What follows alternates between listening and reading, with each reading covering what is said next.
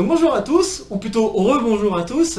Et oui, sur cette chaîne, cette semaine, je vous propose non pas une vidéo, mais deux vidéos. J'espère que ça vous fait plaisir, cette petite surprise qui n'était pas vraiment prévue à la base. Donc ça ne sera pas toutes les semaines comme ça, hein. Cette semaine-là, je peux me permettre de vous proposer un peu plus de contenu sur cette chaîne. Mais en général, je me restreindrai à vous proposer qu'une seule vidéo par semaine. Il y aura peut-être quelques exceptions, comme là, aujourd'hui, où il y aura deux vidéos sur la chaîne qui apparaîtront plus ou moins de manière simultanée. Mais bon, voilà, donc c'est vraiment une exception, alors on va en profiter de cette exception, et je vous propose d'attaquer ce nouvel petit exode-call,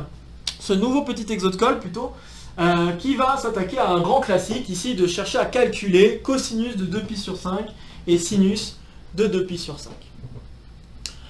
Alors c'est assez étonnant de pouvoir calculer ces cosinus et sinus, hein. Il faut savoir qu'en général, si je devais chercher à calculer des sinus d'angles un peu plus compliqués, je ne peux pas forcément avoir une expression entre guillemets plus simple. Quand je dis une expression entre guillemets plus simple, c'est une expression qui ne dépend pas ni du cosinus ni du sinus. Une expression qui dépend essentiellement d'écrire des racines carrées de nombres. En général, c'est pas trop le cas. Et là, ça va être le cas, pourquoi ? Parce qu'en fait, il se trouve qu'on peut montrer que le cosinus de 2π sur 5 et le sinus de 2π sur 5 sont des nombres constructibles.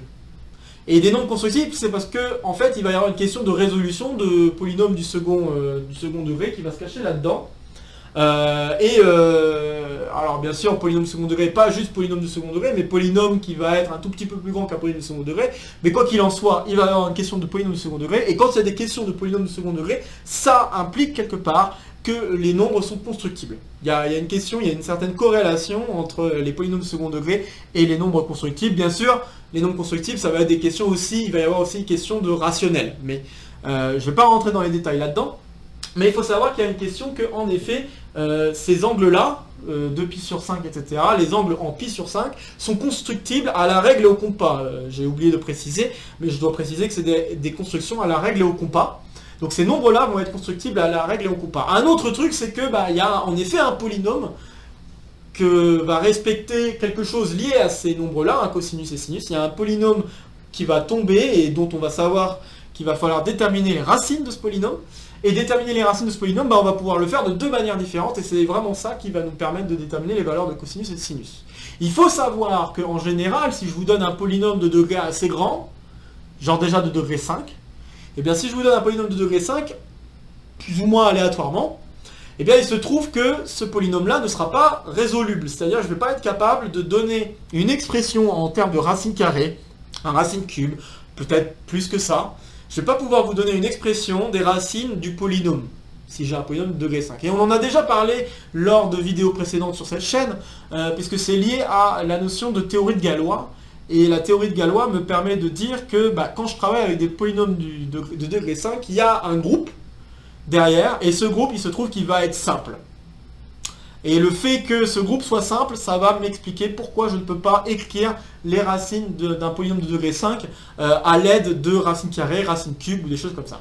Donc voilà, derrière, il y a vraiment un truc lié à ce qu'on appelle la théorie de Galois, que j'ai déjà raconté dans d'autres chaînes, dans d'autres vidéos, je ne vais pas en reparler à nouveau ici. Mais bon, tout ça est lié à ces choses-là, et ça va expliquer quelque part que le cosinus et le sinus ici peuvent être calculés. Et on va faire cet exercice. Donc, avant de me lancer, si vous avez un vague souvenir de comment les choses se passent, n'hésitez pas à faire pause et à essayer par vous-même de le faire. Si vous n'avez jamais vu cet exercice pareil, je vous invite à faire pause et essayer par vous-même de voir comment on peut essayer de calculer ces valeurs-là et d'en donner une expression qui ne dépend pas de cosinus, de sinus ou même d'autres choses, mais vraiment des choses très simples qui s'écrivent avec des racines carrées. Donc je vous laisse y réfléchir par vous-même, faites une pause sur cette vidéo comme d'habitude, et puis je vais commencer la résolution dans un instant. Ok, alors on est parti pour la résolution de cet exercice.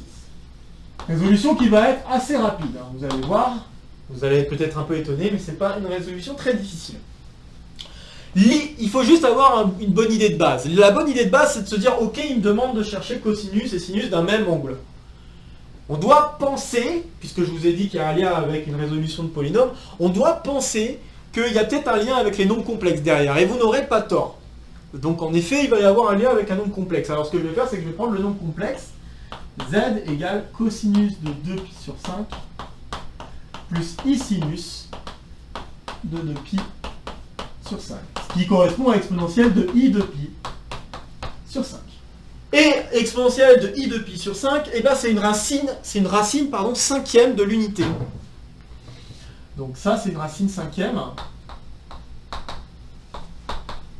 de l'unité. Qu'est-ce que ça veut dire? Ça veut dire que c'est un nombre qui vérifie l'équation suivante. Z puissance 5 est égal à 1. Ok. Et bien l'idée, ça va être de chercher à résoudre ce polynôme. Mais autrement. Résoudre cette équation, pardon, mais autrement. C'est ça l'idée générale pour essayer de déterminer les valeurs de cosinus et de sinus ici. Ok, alors bon bah z puissance 5 égale 1, ça peut s'écrire comme z puissance 5 moins 1 est égal à 0. Z puissance 5 moins 1 égale 0, ça peut se réécrire en utilisant la factorisation classique comme z moins 1 fois z puissance 4 plus z puissance 3 plus z puissance 2 plus z plus 1 égale 0. Bon, ici, le nombre qu'on a choisi, on sait qu'il est clairement différent de 1. Ok? Donc comme il est clairement différent de 1, on peut juste se restreindre à déterminer les solutions de l'équation donnée par ce facteur égale 0. Donc il reste maintenant à résoudre. Z puissance 4 plus Z puissance 3 plus Z puissance 2 plus Z plus 1 égale 0. Alors c'est un polynôme de degré 4. Et un polynôme de degré 4, on n'est pas forcément très content, parce qu'un polynôme... Enfin après ça dépend quel type de polynôme de degré 4 on a, mais quand on a un polynôme de degré 4, de manière générale, on ne devrait pas être très content, parce que bah, là, bon, il y a une méthode qui permet de résoudre les polynômes, enfin les équations de polynômes de degré 4, qui s'appelle la méthode de Fermat. D'accord? Mais ici, bon, si j'utilise la méthode de Fermat, ça risque de me faire intervenir des racines carrées vraiment pas très gentilles, et donc bon, bah, c'est peut-être pas la meilleure idée. Ok, puis bon, même la méthode de Fermat n'est pas quelque chose au programme de la classe préparatoire. Donc en soi, je dois essayer d'éviter d'utiliser cette méthode de Fermat. Bon, très bien. Alors, mais ce polynôme, il est quand même très particulier. Hein. Vous devriez remarquer quelque chose d'assez sympathique, c'est que ce polynôme, il est en quelque sorte symétrique, en termes des coefficients et en termes des puissances qui apparaissent. C'est-à-dire, quand je dis symétrique, ça veut dire que bah, le coefficient qui apparaît ici, qui est 1, c'est le même que le coefficient qui apparaît ici. Donc le coefficient qui a devant le terme dominant est le même que le coefficient qui est devant ce terme constant. Puis la puissance inférieure, ça va être la même chose. Le coefficient est le même ici et le même ici. Et puis bon, bah pour Z2, j'ai pas besoin de vérifier, je suis au milieu. Ok. Eh bien, quand j'ai des polynômes comme ça qui vérifient une certaine symétrie, je peux jouer de cette symétrie en faisant un petit changement de variable. Et c'est ça qui va débloquer tout et qui va nous permettre de résoudre cette équation. Alors là, quand on a affaire à ce genre de symétrie, le type de changement de variable qu'on peut faire est le suivant. Je peux poser, par exemple, y égale, alors que je ne fasse pas de bêtises, z plus 1 sur z. Alors je refais la remarque ici, on peut remarquer que n'importe quelle solution de cette équation, alors je ne sais pas que je refais, mais je la fais parce que vous pourriez vous dire, oui mais là il me fait 1 sur z, mais z il peut être nul. Oui, bah en fait, z ne peut pas être nul. Z est une solution de cette équation. Si vous remplacez z par 0, vous avez 1 égale 0, c'est pas possible. Donc en effet, une solution de cette équation ne peut pas être nulle. Donc j'ai tout à fait le droit de mettre 1 sur z. Ok, donc vous m'embêtez pas, je peux mettre 1 sur z. Maintenant, qu'est-ce que je vais faire avec ce changement de variable? Bah, je vais essayer de réécrire cette équation à l'aide de ce changement de variable. Alors pour réécrire cette équation à l'aide de ce changement de variable, ce que je vais faire, c'est que je vais tout diviser par z. Alors voyons qu'est-ce qui se passe quand je divise tout par z carré. Donc si je divise par z carré, qu'est-ce que j'obtiens? Bah, j'obtiens z carré plus z plus 1 plus 1 sur z plus 1 sur z carré égale 0. Et là on voit encore une fois qu'il y a cette symétrie qui va vraiment nous aider. Alors, dans ce que je viens d'écrire, on voit facilement y apparaître, hein, z plus 1 sur z. Très bien, donc ça va nous donner un y qui apparaît quelque part. Très bien. Et puis bah, pour faire intervenir du z carré et du 1 sur z carré, qu'est-ce que je peux faire? Bah, ce que je peux faire, c'est calculer le carré de y. Alors si je calcule y au carré, je vais avoir z carré plus 1 sur z carré plus eh bien, le produit fois 2. Donc z fois 1 sur z fois 2, donc ça va me donner juste 2. Ok, alors là, ce que je vois apparaître, c'est quoi? C'est je vois z carré, je vois 1 sur z carré. Je vois pas plus 2, mais je vois plus 1. Donc on n'est pas très loin. Donc il va falloir mettre y carré moins 1. Donc ce qui me manque maintenant, c'est plus y carré moins 1. Et ça doit être égal à 0.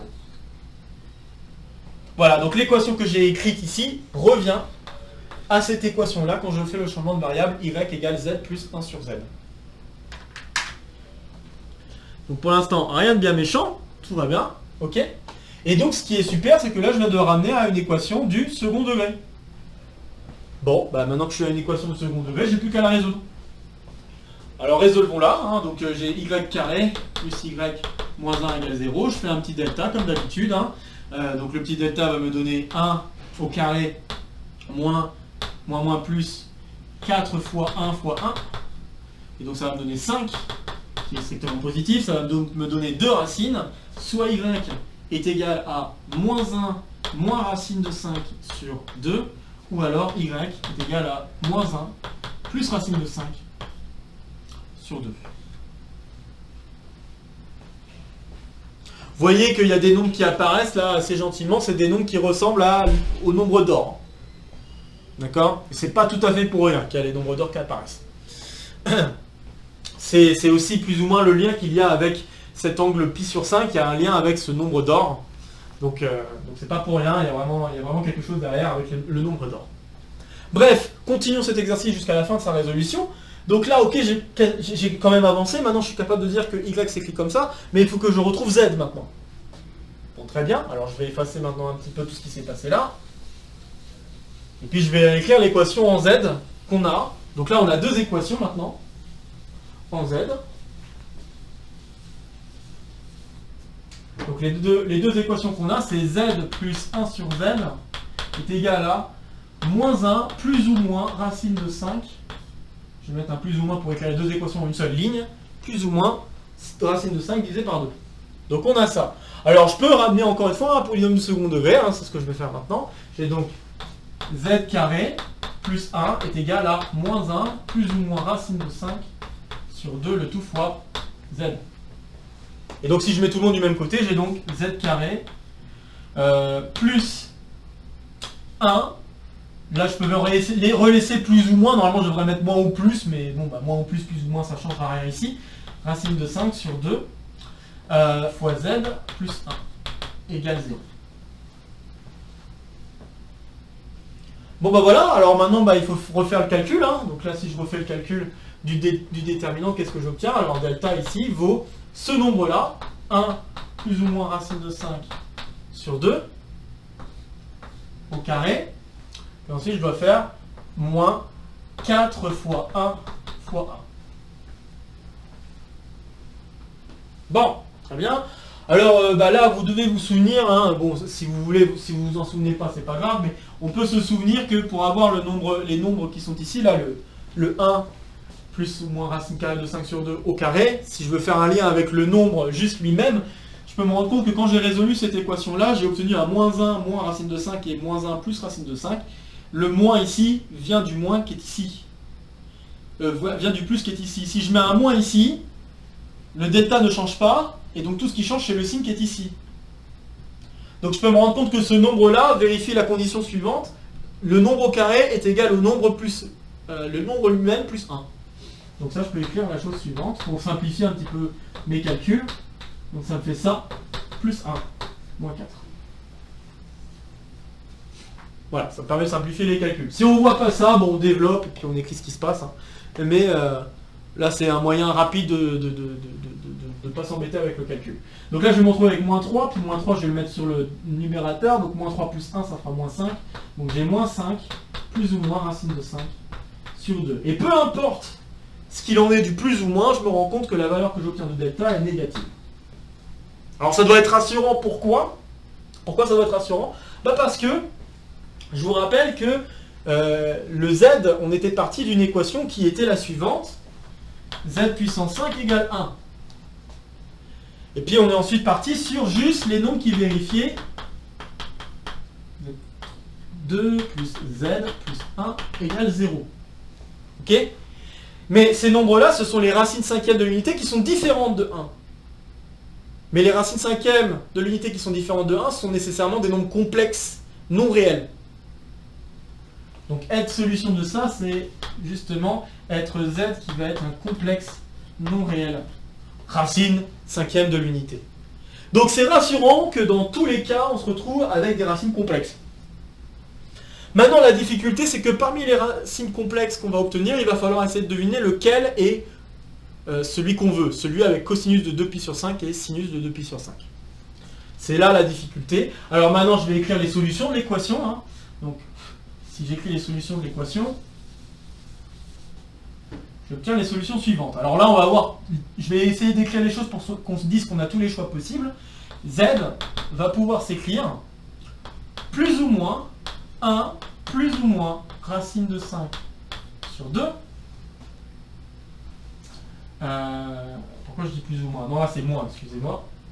Ouais, c'est moins. Donc ici c'est moins, il n'y a pas de plus ou moins. Donc moins ça, ok. Et là il y a un autre plus ou moins. Plus ou moins racine carrée de ce truc-là, donc moins 5 plus racine de 5 sur 2. Le tout divisé par 2. Mais donc comme je suis allé un petit peu vite, hein, j'ai oublié de préciser que le delta était négatif, hein, d'utiliser ça. Le delta étant négatif, bah, ça veut dire que ce que j'ai mis dans la racine est négatif. Et donc ça veut dire que quand il y a un moins 1 dans la racine, le moins 1 va sortir comme un i en termes de nombre complexe. Donc là je vais avoir i. Et là du coup je change les plus en des moins. Bon là je vais laisser plus ou moins dans la racine. Ok. Alors je vais quand même encadrer les plus ou moins qui doivent être similaires. Les plus ou moins qui doivent être similaires sont les suivants. Ceux-là, ce sont des plus ou moins qui dépendent l'un de l'autre, puisque quand j'ai fait le calcul du delta, j'ai bien utilisé le coefficient qu'il y avait devant le z. Donc le plus ou moins qui est ici, si je choisis plus ici, ça doit être un plus ici. Et si je choisis moins ici... alors attendez. Que je fasse pas de bêtises. Oui, alors il y a eu un changement de signe quand même. Donc comme il y a eu un changement de signe, je vais écrire comme ça plutôt. Voilà. Comme ça on voit bien le changement de signe. Donc... il faut se rendre compte que s'il y a un plus ici, il y a un moins ici. Et s'il y a un moins ici, il y a un plus ici. Ok, donc c'est pour ça que je les ai encadrés, c'est qu'ils ont vraiment un lien de dépendance l'un par rapport à l'autre. S'il y a un plus, il y a un moins ici. S'il y a un moins ici, il y a un plus ici. Ok. Et par contre celui-là, l'autre plus ou moins que j'ai écrit, lui, il ne dépend pas de ce qui se passe à gauche ou à droite. Ok, alors je vais simplifier un petit peu l'expression qu'on a obtenue là.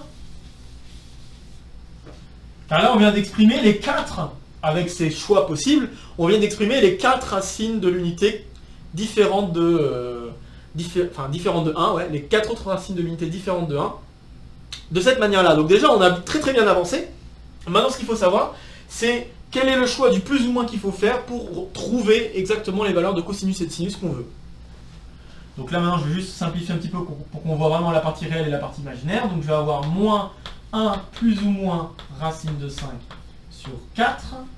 Et puis de l'autre côté, je vais avoir plus ou moins i fois racine carrée de 5 moins plus racine de 5 sur 2, le tout sur 2.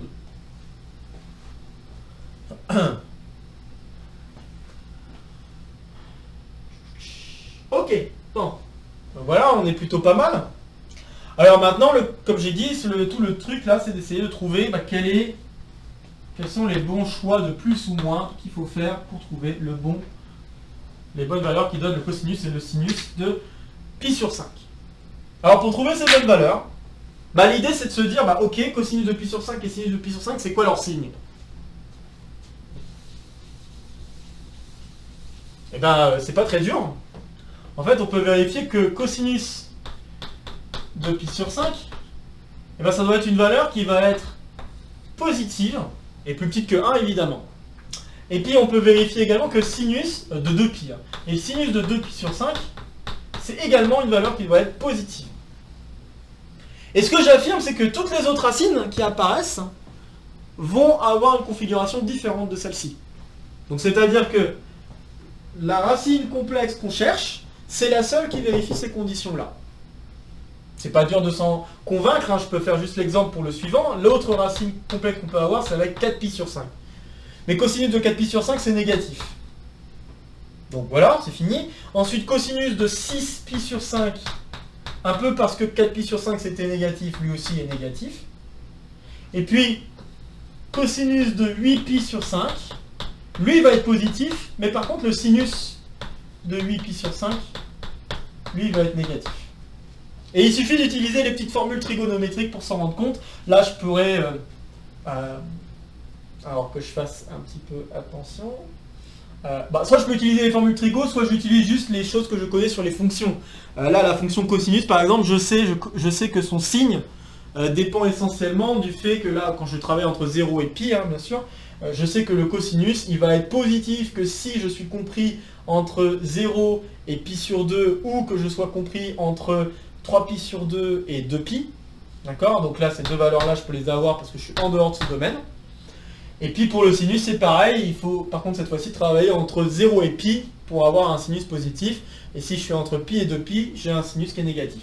Donc ça me permet de savoir que lui, il est négatif.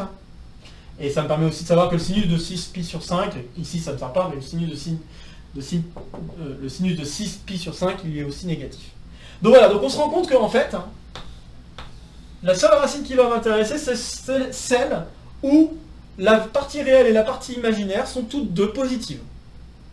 Bon, bah maintenant que je sais ça, il n'y a plus qu'à faire le choix pour que tout soit positif. Alors, si je veux que ce soit positif ici, il faut que je choisisse de mettre un plus. Alors, comme j'ai un moins devant, il faut que je choisisse qu'il y ait un moins plutôt. Donc là, on se rend compte que le choix à faire, c'est donc moins 1, moins racine de 5 sur 4. Comme ça, ça va devenir racine de 5 moins 1 sur 4. Et donc, bah, ça, c'est exactement le cosinus de 2pi sur 5, d'après le raisonnement que je viens d'expliquer sur le signe. Maintenant, de l'autre côté, maintenant que j'ai fait le signe d'un côté, j'ai le signe de l'autre côté. De l'autre côté, ça doit nécessairement être un plus. Et puis ici, j'ai plus qu'à faire le choix de ce signe ici, et le choix que je dois faire de ce signe-là, ça doit être un plus pour que ce soit positif. Donc la conclusion, c'est que j'ai sinus. Donc j'ai que racine carrée de 5 plus racine de 5 sur 2, le tout divisé par 2. Alors, c'est pas... Oui, c'est plus, parce que j'ai choisi moins tout à l'heure. Je le précise.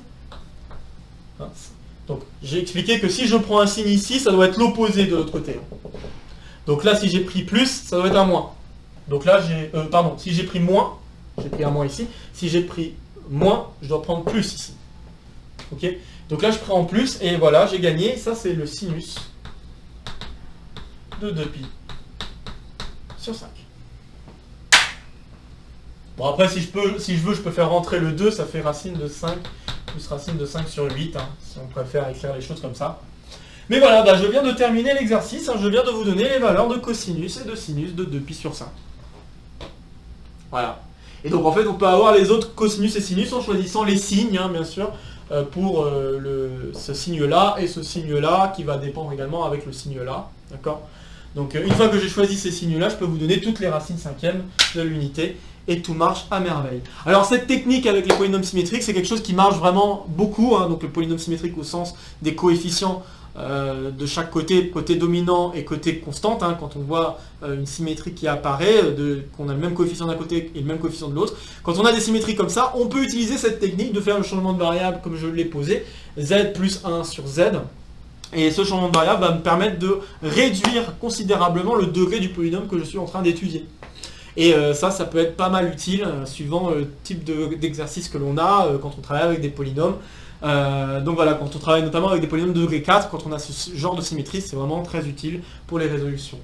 Mais bon, à savoir qu'en général, quand je choisis des polynômes de degré 4, j'ai pas quelque chose qui est aussi symétrique que ce qu'on vient de voir là, et donc bon, ça se passe pas aussi bien, quoi. Mais là, pour le cosinus et sinus, ça marche très bien. Alors vous pourriez vous dire, ouais, j'aimerais bien utiliser le même genre de technique pour 7, mais le problème c'est que si vous utilisez le même genre de technique pour 7, là ça va se passer un peu moins bien.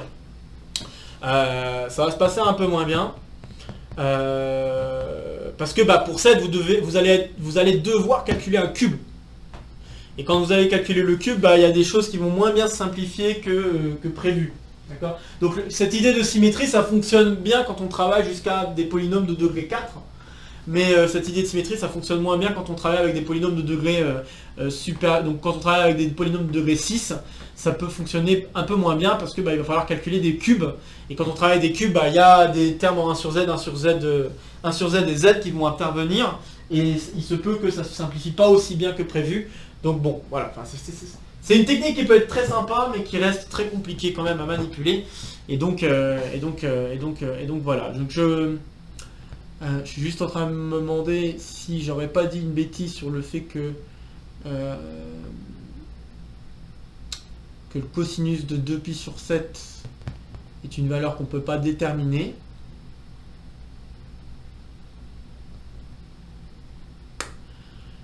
Alors normalement, oui, c'est bien une valeur qu'on ne peut pas déterminer, enfin en tout cas de mémoire. Bon, en tout cas, je sais que c'est déjà une valeur qui n'est pas constructible à la règle et au compas. Je revérifierai ça, et puis s'il y a quelque chose à corriger, je l'écrirai dans la description. Mais de mémoire, je sais que c'est quand même quelque chose qui ne doit pas être constructible à la règle et au compas. Après, est-ce qu'on peut déterminer la valeur de ce cosinus et de sinus? Je ne crois pas, parce qu'il y a des questions de signes qu'on ne peut pas choisir. Je pense qu'il y a ça, peut-être, qui peut se produire quand on fait la résolution. D'autant plus que la résolution va devoir faire appel à la méthode de Cardan, je crois. Enfin, si. Parce que bon, là, ici, on va peut-être avoir un peu de chance pour ce polynôme, si j'écrivais le polynôme qu'on aurait obtenu avec les racines septièmes de l'unité.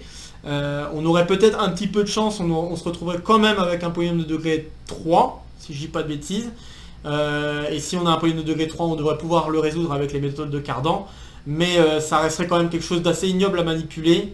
Donc ouais, et je crois bien qu'il y a une question de choix de signes qu'on ne peut pas vraiment faire, peut-être. Bon bref, en tout cas je recheckerai ça, hein, pour être sûr que je dis pas de bêtises. Mais je pense pouvoir vous assurer que oui, quand je veux calculer cosinus de 2π sur 7 et sinus de 2π sur 7, je ne vais pas être capable de vraiment donner la valeur exacte de ce que ça vaut, à cause de ces histoires de signes qui vont apparaître. Je pense que ça doit être essentiellement ça le problème. Ouais, ça doit être essentiellement ça. Bah, à confirmer en tout cas. Mais je pense que ça doit être essentiellement ça le problème. Bref, sur ce, après avoir disserté un petit peu sur cette question de cosinus de 2π sur 7, comme d'habitude, hein, je finis cet exo de colle par les mêmes phrases. S'il y a des camarades qui sont intéressés par les exos de colle, les petits exos de colle, pardon, ou même les coins recherche, le contenu de cette chaîne en tout cas, n'hésitez pas à lui partager le lien pour ces vidéos ou pour la chaîne. N'hésitez pas à laisser un commentaire si vous avez des questions, des commentaires concernant cet exercice ou même toute autre chose concernant la chaîne. Ça fait toujours plaisir. Et sur ce, je vous retrouve la semaine prochaine pour de nouvelles aventures, notamment un nouvel épisode de l'exo de colle. Voilà, sur ce, portez-vous bien, bonne journée, bonne semaine et à très bientôt. Salut à tous.